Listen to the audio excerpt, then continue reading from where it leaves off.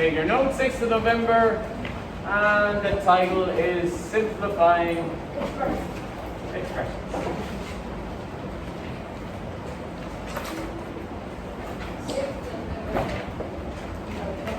Okay, and our title.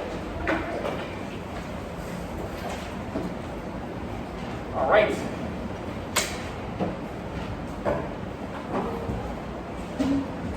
All right, so first example,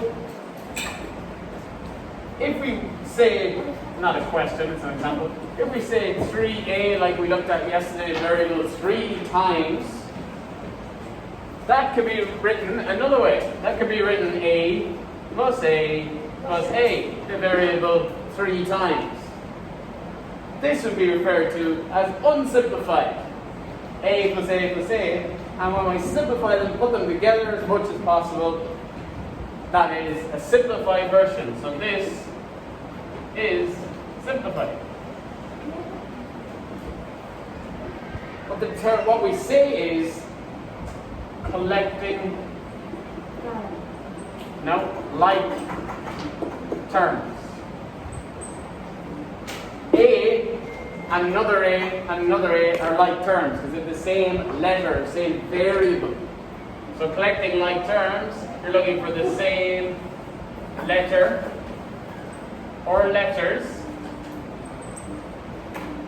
which of course we know as variables or pronumerals. Okay, so you're looking for those same letters. In other words, it can be X, it can be A, but it also can be XY or BC if it's the same, just combined letters.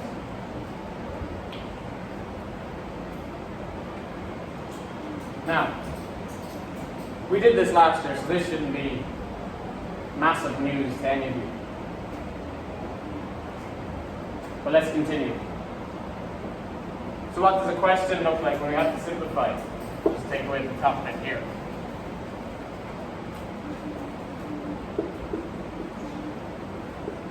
So any formula we've dealt with so far, when we're doing formulas, just had one letter in it. It's like x or y plus 3 minus 2 and all that kind of stuff. When you're substituting, George, did you see that there was different letters, but still there was no letter was written more than once. Simplifying is when a letter is written more than once, or the variable is written more than once. So if we have something like 3x plus 2y plus another x plus 5y plus 6.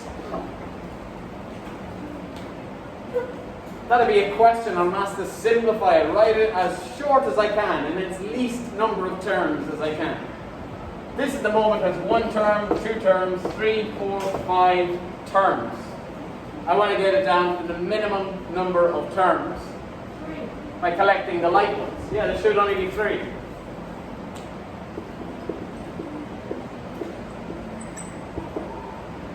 I'm going to collect like terms. Yeah, so we did this last year. So 3x plus another x, well actually there's 4 x's. Instead of 3 plus another one, I can just write that as 4 x's.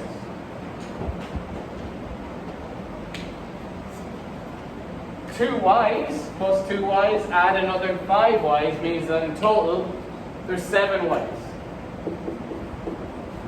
Now can I add a 6 to that 7y? No, I cannot. It's a different term. A number on its own is its own term. Plus 6. It has no friends. 6 is on its own. So you just keep it down. That's it, simplified. So you collect like terms.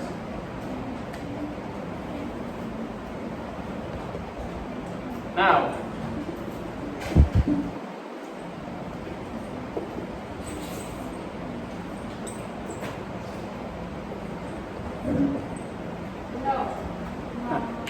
is xy squared, x squared y the same as xy squared? In other words, could they be added together? No, they can't, because if I broke that down, so you have to check that it's the same number of letters. That's x y, x times y, whereas this is x, y, y. So there's actually more y's here, so they cannot be combined. So they are not like terms.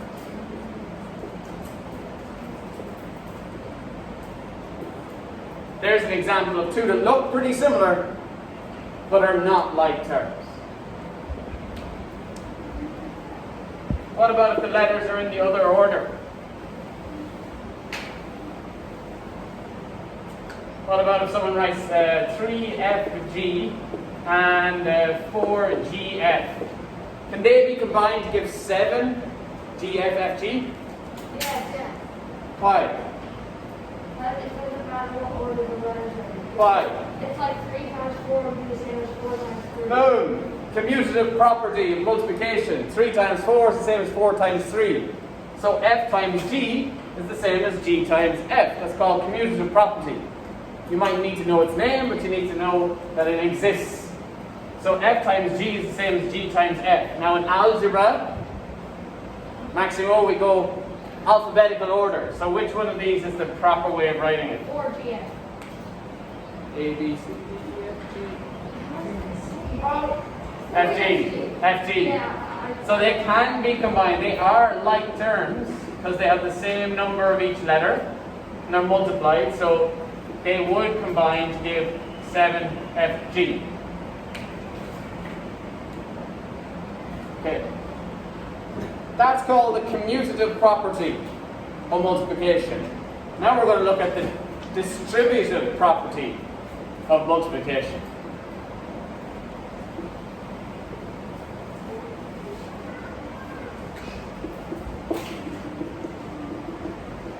Which we did last year, but you made a reminder either. Distributive. Well, sometimes called just the distributive rule.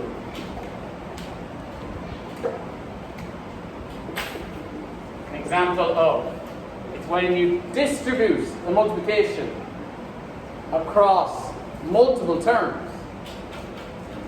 So if I have 3 times, remember brackets means times, x plus 3. George, I know what's on that screen is not maths. Thank you. If you remember all this from last year and you can do a question like this and this is all easy for you, go start the blue exercise already, or the yellow, whichever you want. If you want to watch this, you can. So if you gents have this down, you go do the blue straight away. It's on management. Okay. This says that 3 must be multiplied by everything in this bracket. It distributes across the x and the 3. If I look at a simple example of this first, if I had 3 times 2 plus 1, what's the answer to that? George? 6 at 3. What?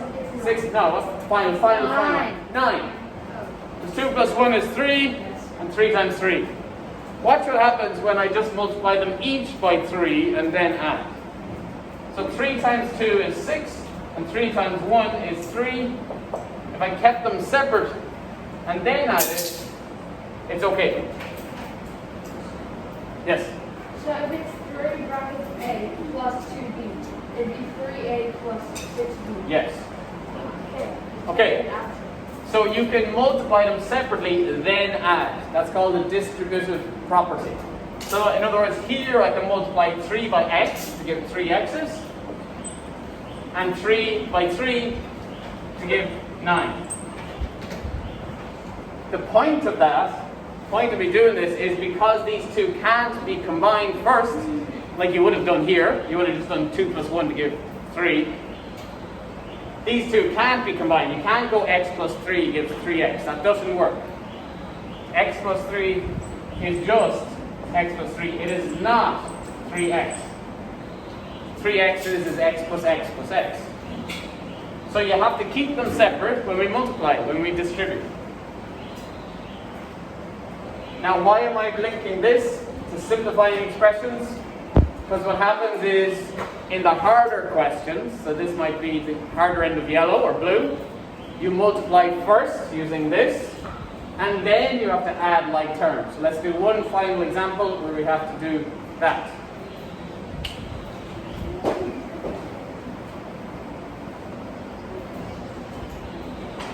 Final example, question.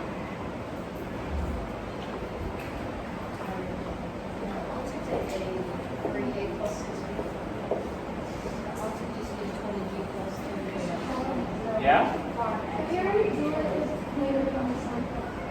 I already said that. I already said you can do it. If you understand everything, yeah, it's easy, no problem. I will check that.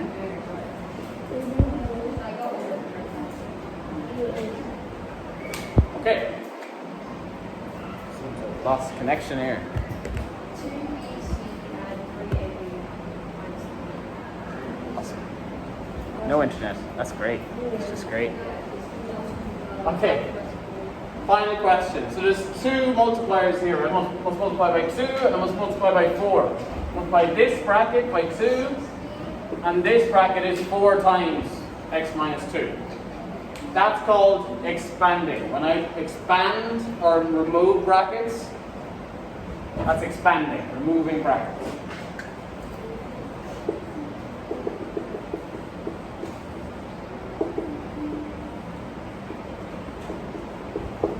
Can you add BB? B and B? Yeah, 2B. Like 2BB. Is that the thing? That'd be 2B squared.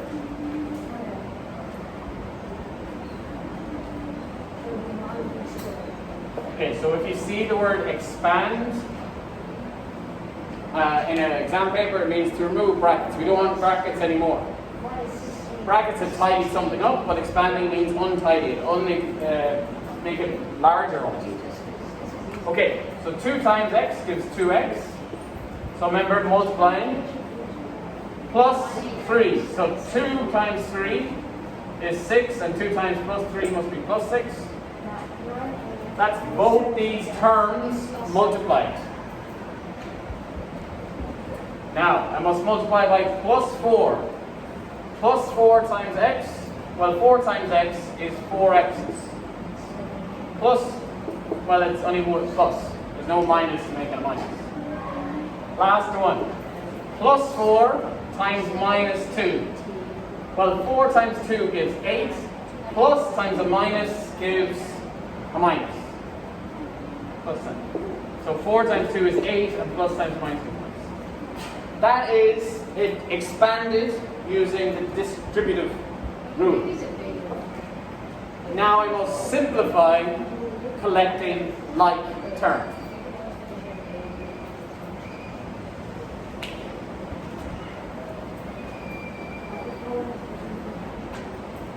The internet come back yet? No. Okay.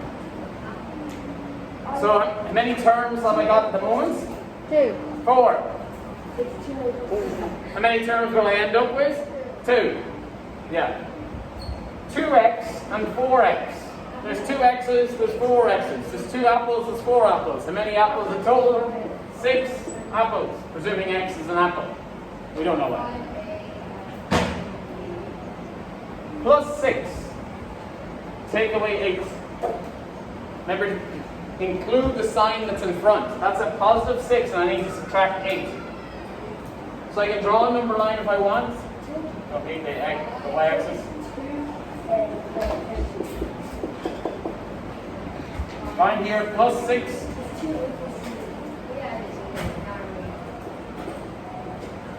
Come here plus 6 and I want to subtract 8. Start at plus 6, go backwards. 1, 2, 3, 4, 5, 6, 7, and I end up at here. Minus 2. Minus. That is my answer. I cannot combine 6 x's and take away 2. I can't combine it. They're not like. One's a number, one has x attached to it. Alright, and that is the final example. So now, if you need some extra help, ask me or Miss William. We'll be walking around. I'll probably go into your test.